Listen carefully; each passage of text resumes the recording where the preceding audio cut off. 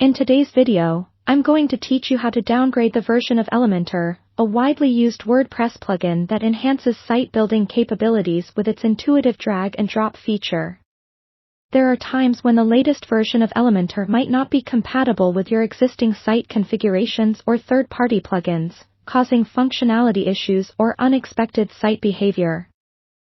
Downgrading to a previous version can be a temporary solution to maintain your website's performance and prevent any disruptions while you wait for a newer, compatible update. First, let's navigate to your WordPress dashboard. Go ahead and log in using your credentials, which will take you to the main admin area. Once you're here, we'll head over to the Plugins section, located on the left sidebar. Clicking on this will reveal all the installed plugins on your site. Now, let's scroll down or use the search bar to locate Elementor. Before making any changes, it's crucial to have a backup of your site. You never know what might happen during these processes, and it's better to be safe than sorry in case anything goes awry.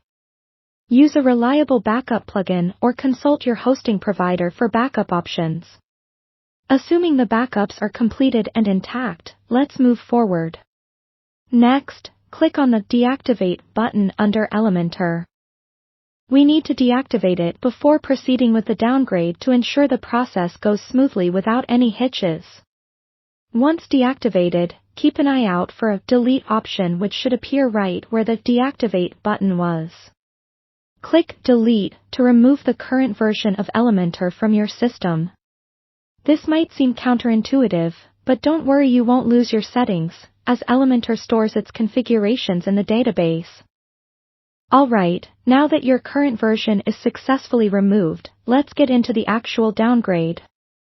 We need to download the earlier version of Elementor that you wish to install.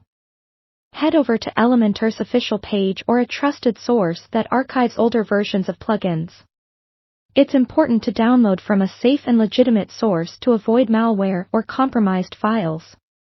Once you've downloaded the desired version onto your computer, let's return to your WordPress dashboard. Back in the Plugins section, click on Add New at the top of the page. This will bring you to a screen where you can upload the plugin file you just downloaded. Locate the Upload Plugin button, click on it, and you'll be prompted to choose a file from your computer. Once you've selected the Elementor file, click on Install Now to begin the uploading process.